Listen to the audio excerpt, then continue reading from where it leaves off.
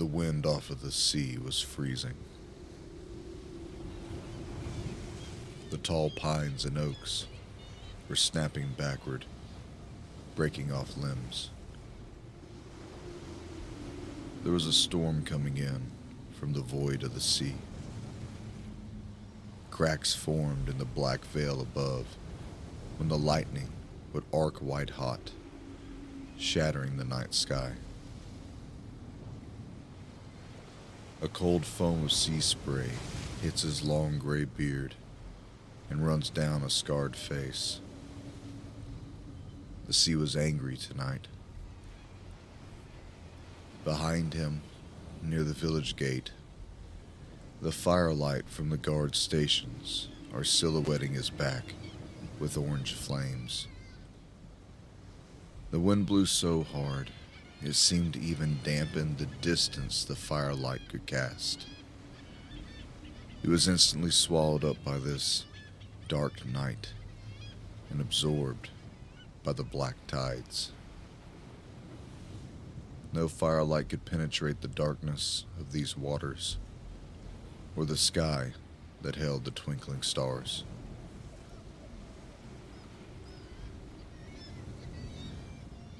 Of course, you wouldn't dare make your fires so bright that they could be seen by other vessels drifting miles away on the sea.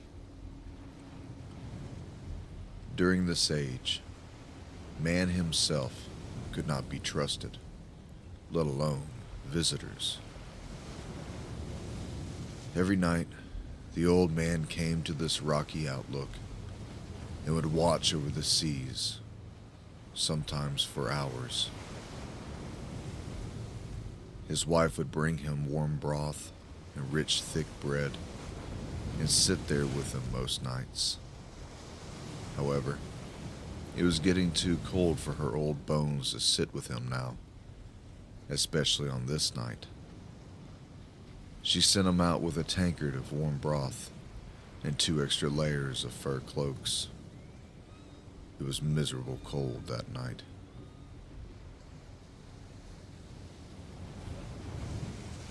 The freezing sea wind would burn his face at times and make his vision blurred.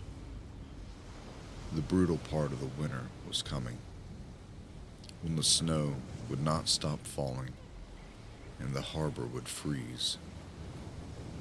Those are hard times for these seafaring people. They would have to turn to their stocks of food during these dark winter months.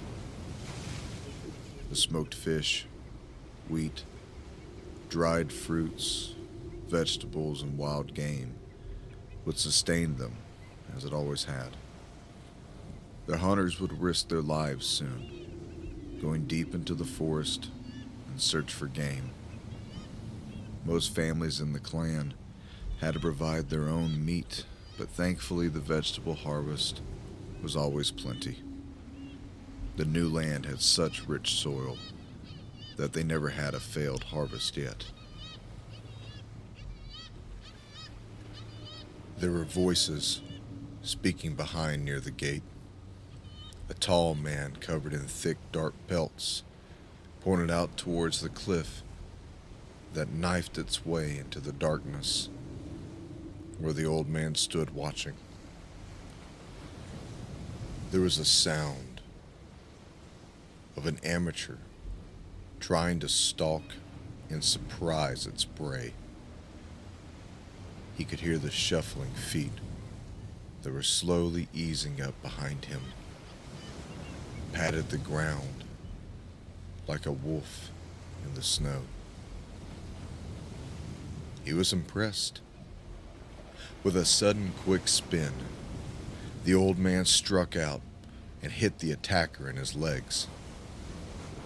2 feet in the air and landing on his backside, the attacker looked up at the old man. "I nearly had you this time, you old dog." The old man barked out a laugh. "Ha! Tell me, little wolf, how have you ever thought that?"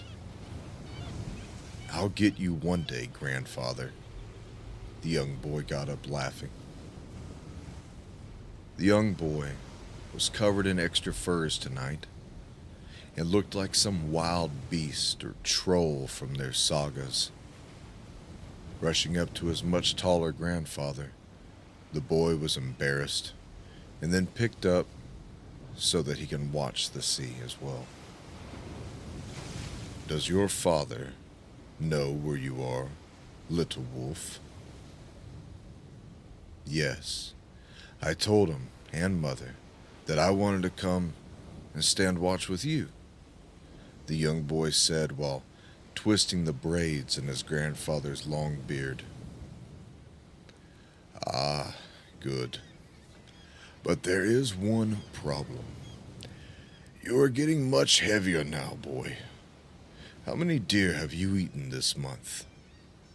Inquired his grandfather, who was acting as if the young boy, balled up in furs, was a terrible burden to hold.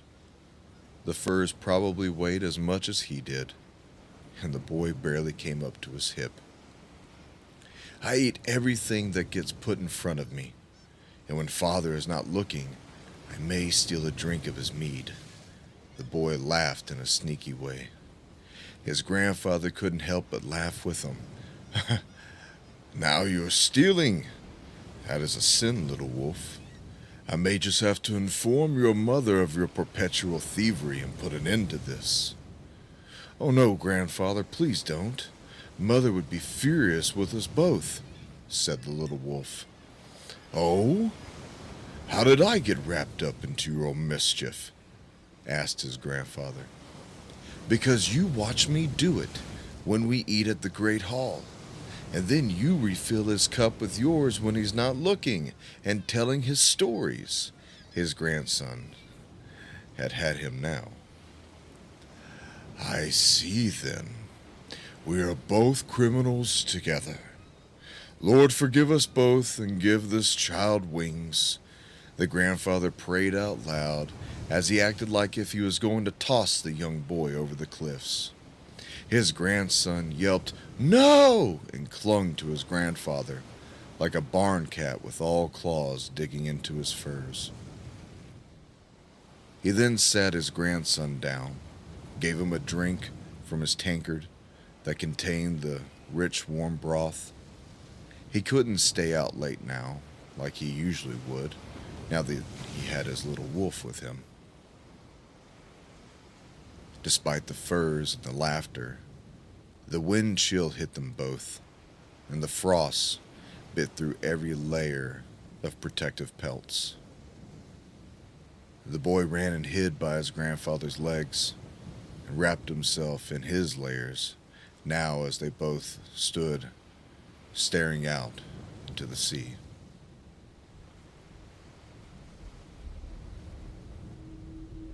The young boy looked up at him and asked, "Grandfather, why do you come here every night, dressed for war?" His grandfather breathed deep and sighed. Because, son, one day, monsters will come from this sea, and I will be ready for them. Have you seen the monsters before, grandfather? Asked the little wolf. Yes, little wolf. 1,000 moons ago, on a night like this, I saw them. I was not ready to fight them then, but I am now, replied his grandfather. Wow, you're thousands of moons old? You're ancient, laughed his grandson. Why weren't you ready to fight the monsters so many moons ago, grandfather? Asked Little Wolf. He took another deep breath in and answered his grandson.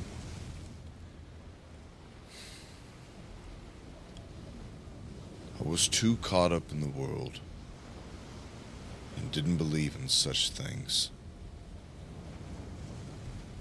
I knew about the violence of men from the wars and battles, but never had I seen something as evil as them. He said this and then lowered his head, hiding a secret shame. How many battles were you in, grandfather? Asked Little Wolf. Well, now that's a big question with a long answer that can't be given to you tonight, but I will tell you just a little bit. From the time I was just a pup, not much older than you now, our people were at war with other clans. They would raid us in the spring. We would raid them in the fall. We fought not over gold, silver, and treasures, but over food and cattle. Then there were some men who would of course take the treasures, but it wasn't the food they were after. It was the blood of other men and the glory of battle that they thirsted for. Most of the time, man spilt man's blood for the right to survive until next harvest. But sometimes it was done out of sport, or for adventure and stories.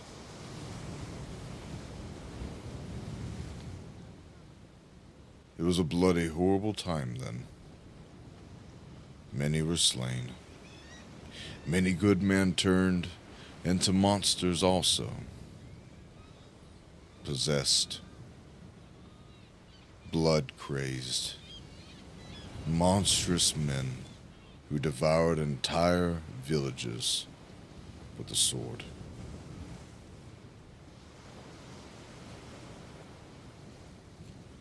They turned from noble, mighty warriors to evil fiends who sought only death for his fellow neighbor. When the leader of those monsters came from over the mountain and made it through the many rivers and streams with his dragon ships filled with his raiders, all knew then that things were going to get much worse.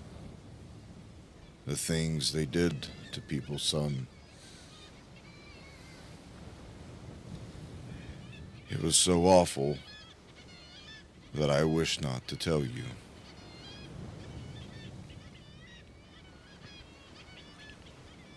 He paused his story and lowered his head as his eyes watered. He was momentarily lost in the depths of the stormy seas of his mind now, still tormented of the sins committed in those evil times. Did they have dragon ships like ours, grandfather? Asked Little Wolf, as he pointed down to the harbor where their ships lay in anchor. Yes, son.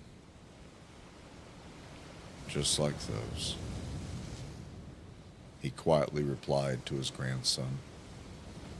What did the monsters do to people, grandfather? Asked the little wolf. The old man adjusted his stance. He grew quiet for a bit, then spoke again. I don't wish to talk about what they did in front of you, little wolf, for you still have a bright future ahead of you, and I don't wish to ruin it with such tales. What happens if the monsters return, grandfather? Asked Little Wolf. I will fight them and slay them all, his grandfather said assuredly. Are you ready to fight them now? Asked Little Wolf, Oh yes, little one. I am. Because he is with me now, replied his grandfather. You mean God? Said the little wolf. Yes, son. I mean the Lord of hosts, who is with me and you, replied his grandfather. Clutching at a rough-hewn wooden cross in his fist, the old man said one word as he peered out into the sea. Lightning cracked the sky and showed the shaded outlines of ships. Another strike from a thunderbolt that lit up the entire sky revealed the horror that he knew would eventually come. He could make out dozens of ships now, with their tall dragon heads and black raider flags.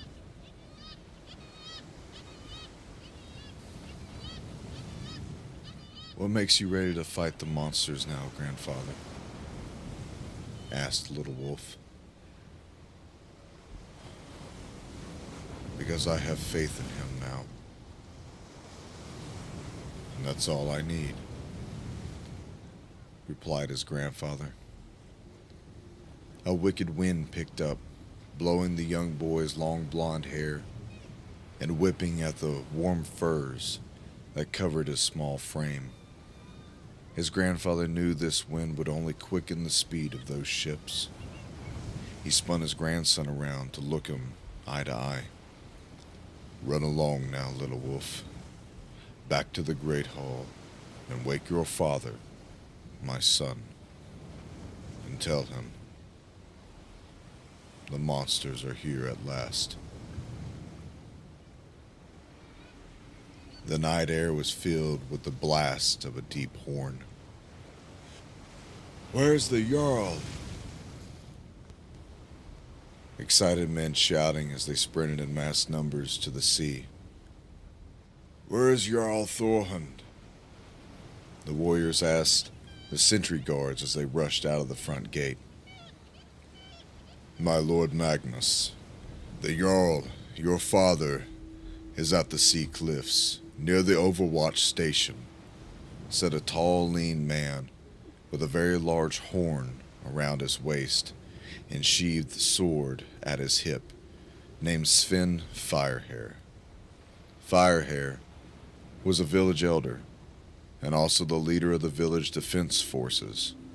He is pointing in the direction of the darkness, where the clan leader was last seen, and then turned to his other duties, preparing for the night raid to come. Sven was busy rallying his own men to the walls, towers, and gates. Sven began to fortify the protective wooden walls that surrounded the village and evacuated nearby villagers who would be too close to the fighting. They began staging buckets of water every few feet, for surely the raiders would try to raise the village this night.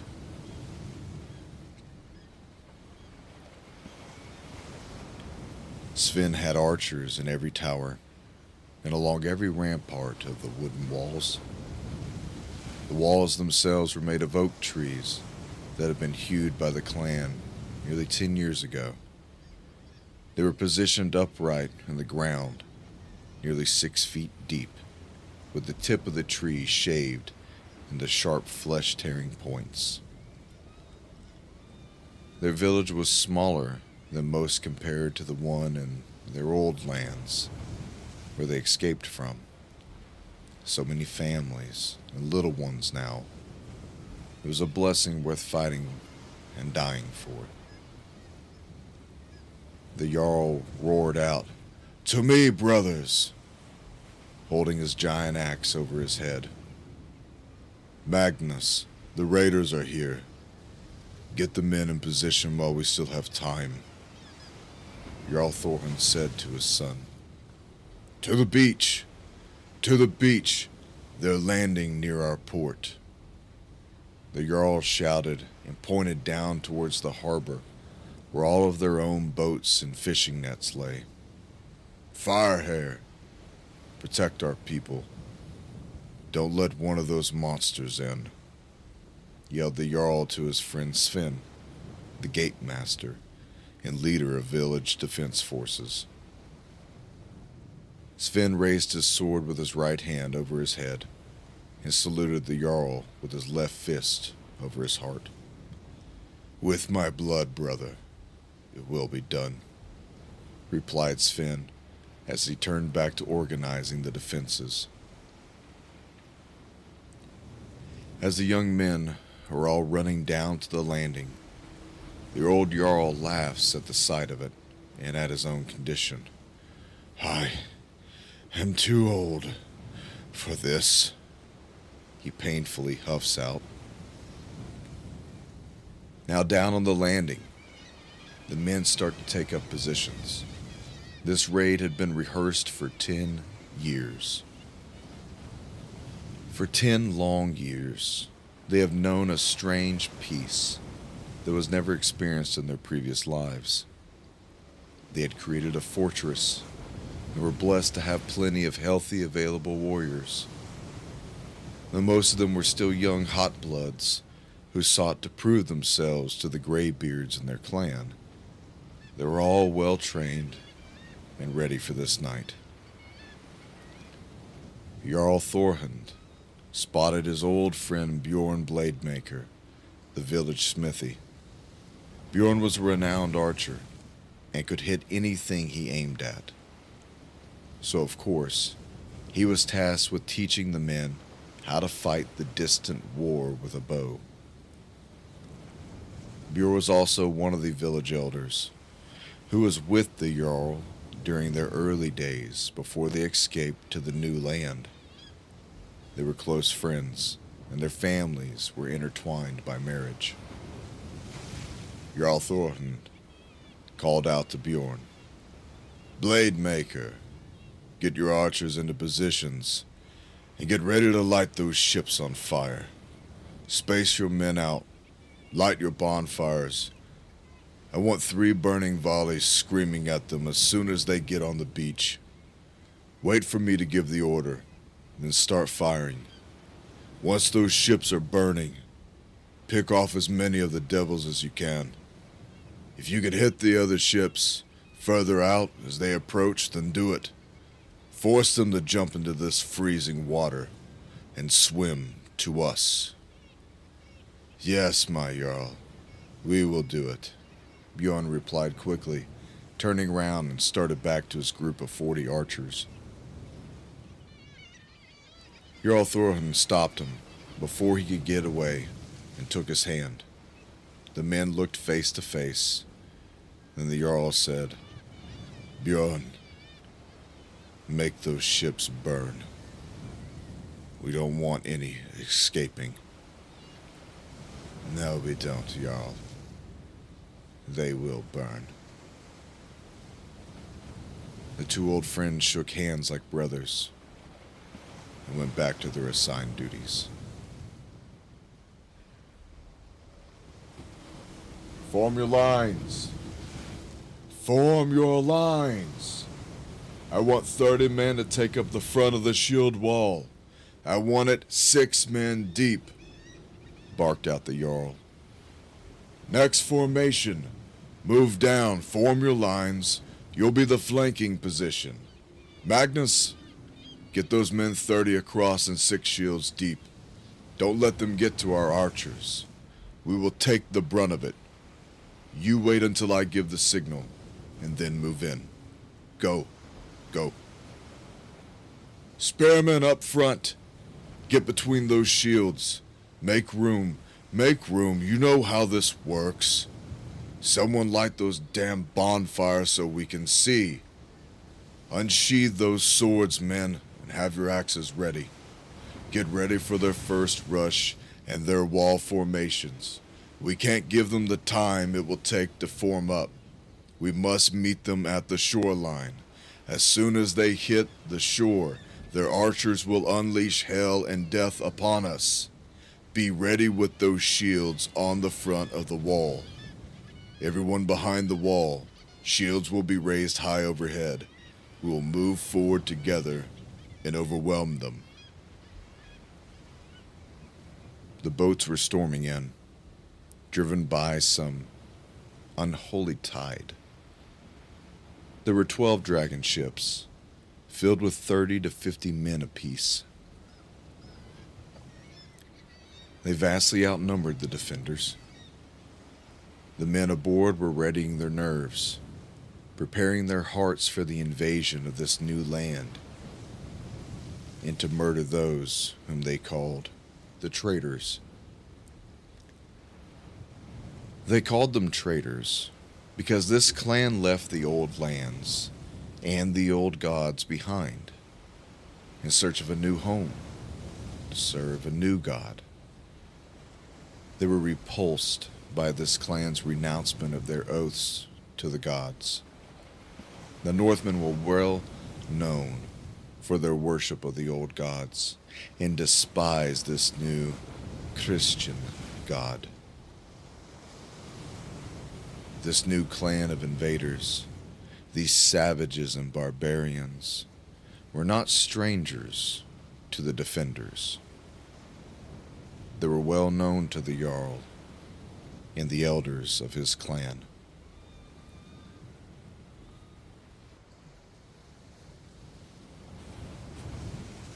These were their distant cousins, brothers, fathers, sisters, mothers, or friends from a life that was left behind. They were at one time all one clan. Jarl Roar Thorhund was the clan leader of their village. It was called Asaheim, which means the original homestead or the beginning place. They were prolific raiders and built a small empire amongst the fjords and snaking rivers. In their old homeland, Clan Thorhund was a dominant force that did as it pleased. They were industrious, known sea navigators and tradesmen, well-experienced raiders into other new worlds, and were also willing mercenaries for hire. They were Viking through and through.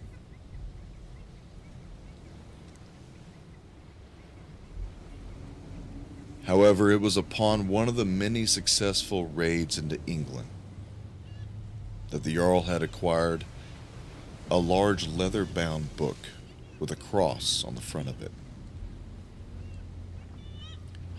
It was a Christian Bible, and the Jarl was drawn to it by some unforeseen force. He brought it back home with him, but he had no idea why he wanted it. A small, still voice in his head had told him to take the book and to never let it out of his sight. No one knew he had it with him in his possession. Besides, he was the Jarl, a king of sorts, and could take whatever he wanted during a raid. Many times, he had taken for himself English slaves whom he kept at his great hall. Only this time he returned with a book. The first book any of them had ever seen. For his people did not write down their stories from their sagas, but instead it was passed down by the skjalls, the storytellers, and history keepers of their people. It wasn't long after being back home that a strange spirit visited him one night and gave him the ability to read and understand the book. Many nights, for many weeks, this spirit would visit him and teach him of the new ways of the one called the Lord Almighty. One day, the Jarl and his bodyguards were riding home from a successful day's hunt when he and his men were abruptly thrown off of their mounts.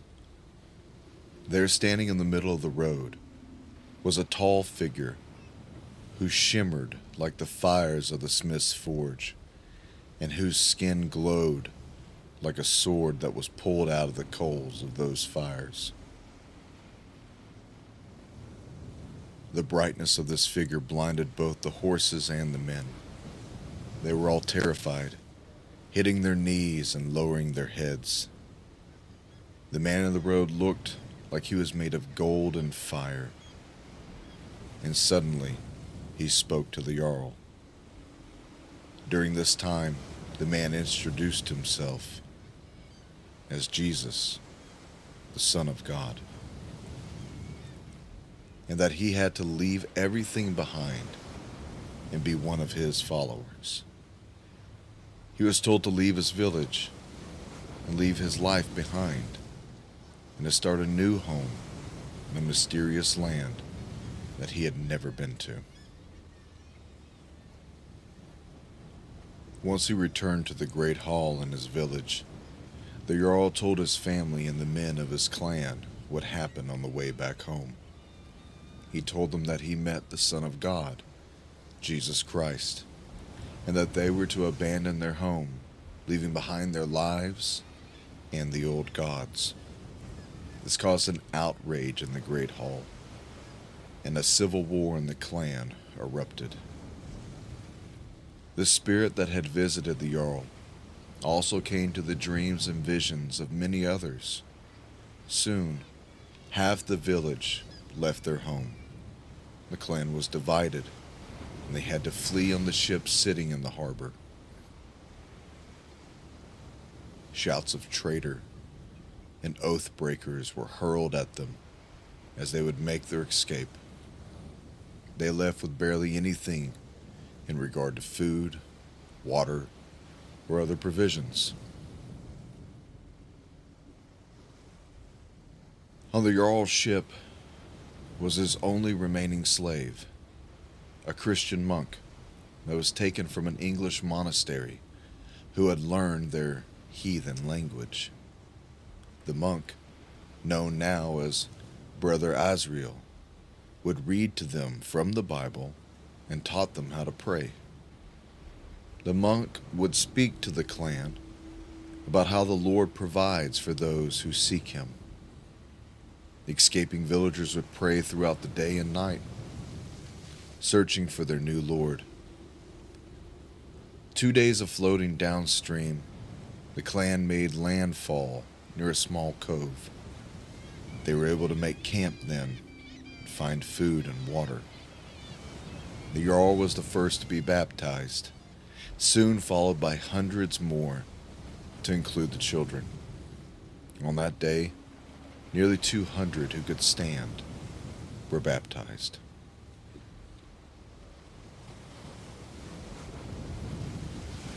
As they waited in their formations, the Jarl began to issue orders to his war leaders. The raiders were less than a bow shot away now, when a most terrible cry could be heard approaching them from the rear of their formation. An older man, smaller than the men who surrounded him now in the village, makes his hurried presence to this formation of warriors who were approaching the shoreline. A warrior near the rear of the formation, holding a shield and spear, yelled out, "Jarl, it's Brother Asriel." Jarl Thorhan turned and told the men to make a space for the priest and get him up here. Marching forward in formation and approaching the water's edge, Jarl Thorhan turned to the priest and asked, "Brother Asriel, have we barbarians finally weighed enough on your spirit that you will join us in the battle line now?" Brother Asriel, smiling and falling in line of formation, replied, "Nonsense, Jarl. A shepherd must defend his flock. I am with you till the bloody bitter end." "Tell me something, priest. Is the Lord for us or against us? Jarl Thorhund asked. Brother Asriel laughed to reply, The Lord is with us, as he draws a hidden sword from under his fur cloak and priestly robes. The battle is the Lord's, my Jarl. Have a little faith, Brother Asriel said with a smile, while exchanging looks with the Jarl. My lord, dear Brother Asriel, where have you hidden such a weapon on such a childlike frame? Laughed the Jarl. You should know it, Jarl. It's your sword, laughed the short priest. Ah, well then. You have been promoted to sword bearer, then, priest. Will you also serenade the battlefield for us, dear brother? I must go back to work, said the Jarl. Certainly, Jarl. Psalm 91 it is, then. As the formation began to receive arrow fire from the raiders' ships, the Jarl's men began their attack formation. In the secret place of the Most High shall abide under the shadow of the Here Almighty. They come, men. Helms down, shields up. Lower those spears. Lower those spears. Get in step. Dress the line. Keep the shields even. My God, in him will I trust. 3 more strides later, and the formation was within 30 feet of the water line. Shield wall! Barked the Jarl. Each man echoed the command for the shield wall. At once, in a well-drilled action, 180 interlocked their shields together. They all stepped in sync now. There was a violent snap and slam of the shields as they rose to eye and shoulder height. Every warrior in the front ranks would link their shields together like the scales of a serpent. The first and second ranks extended their long 8-foot spears out in front of them. The men behind the second ranks drew swords or held axes in the ready. This made the formation into a moving sword and spear-driven monster of their own. The shield wall kept slowly moving forward on the beach as arrow after arrow hit their shields, with some striking warriors in the legs, arms, or stomach. Their plan was to kill as many raiders as possible and not become separated or overrun since they were so few in number. Bjorn's bowmen were nailing men to the water with arrows and helping to turn the tide of the battle, when the Jarl took a step back from the shield wall to scan the field of battle. The last thing the old Jarl said, before the clamor of the battle got to its bloodiest, was a poem that he had read from a Greek philosopher, poet, and mercenary.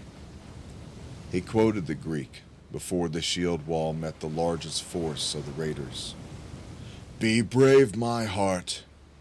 Plant your feet and square your shoulders to the enemy. Meet him among the man-killing spears. Hold your ground. In victory, do not brag. In defeat, do not weep. The scene was nightmarish. The storm blew cold rain on them, and tides rushed around the ankles of their leather-furred boots. Dead men were floating back out to sea or being washed onto the beach. The waters ran red with raider blood, and the shield wall kept marching forward. The raiders never saw the other men that were held back in reserve. They were all hiding behind outbuildings and their own beached dragon ships.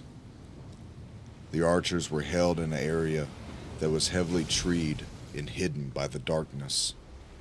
The fires that were lit were now directly behind the movement of the shield wall and drew the eyes away from the darkness that held the defenders who waited to spring the trap. The goal was to fight the men at the waterline, where it was only ankle deep for them, but waist deep for the invaders. The invaders would move too slow at first, and the freezing waters would shock their bodies of any kill urge. Move forward! God is with us, men. We fight in Jesus' name. The shield wall met rush upon rush of the attackers. But due to this deliberate approach from the defenders who were blocking their movement forward onto the beach, the invading raiders' tactics were not effective.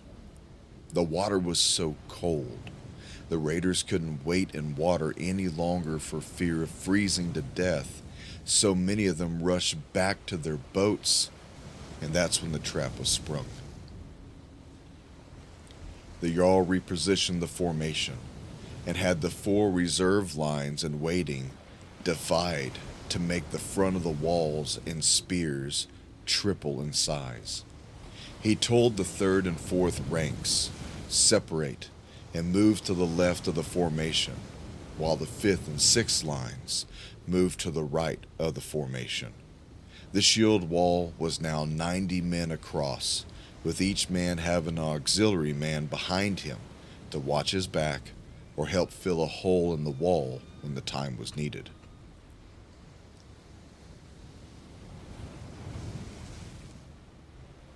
The Jarl signaled for his son Magnus to start their approach.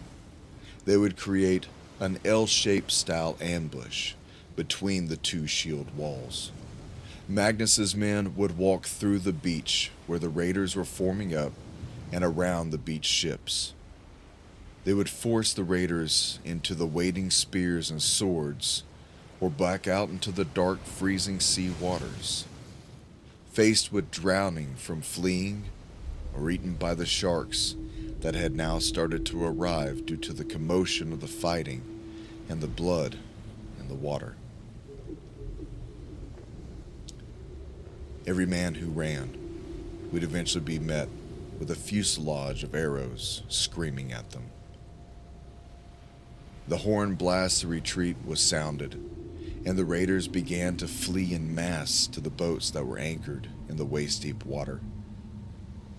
Then looking back to the reserve formation where his son stood with his men, poised and ready for the order, the Jarl pointed his axe at his son Magnus and ordered, "Burn their ships." Magnus then left the enveloping kill march and did a multiple sound horn blast to Bjorn and the archers, who had remained hidden this entire time. Bjorn heard the blast of the horn, told his men that their time had arrived. They ran from their cover in the trees to where the large bonfires were waiting for them. They grabbed arrows that were staged warhead down in the sand. Each arrow was dipped in pine tar and glue pitch, and within 30 seconds, 41 fiery arrows started flying through the night air. With homicidal intent, each arrow found their mark. First, it was the ships that were beached. They hit each ship separately, causing a few to burst into flames or set the sails on fire. Men retreated from these burning vessels, and out of pure frustration, would charge the approaching shield wall. The few ships that could make it out of the killing zone was soon now met with hundreds of blazing arrows. Once again, the few who made it to the boats were forced to dive into the black waters, and most were not seen again. The battle lasted a little less than an hour. All raiders were slain, none were taken captive. All the enemy dragon ships were burned. Nothing was taken from them. Nothing was taken from them. All the bodies left on the shoreline were thrown in a pyre mound and burned, along with all of their possessions. Nothing from the raiders was allowed to be kept. There was nothing holy about any of it in their minds. They recalled the story of Joshua and the attack on Jericho. How a man had taken a single piece of treasure out of that unholy city and cursed the whole encampment. They reasoned that Nothing from their enemies was worth inviting in ruin, to include one of them. They chose the cross over the talisman. They chose righteousness over barbarity. They never lost their own fierceness, for this colony grew and clashed with their pagan kindred for hundreds of years, until eventually the cross overtook the old gods. Such was the way of things back then. It was a time of blood and fire, when a new way was shown to a hard people. The knowledge of God spread amongst the heathen. A time when monsters lived and adventures were still taken, where steel and courage made the man, and the bones of the slain were given to the wolves. Such was the beginning of the Christian Vikings.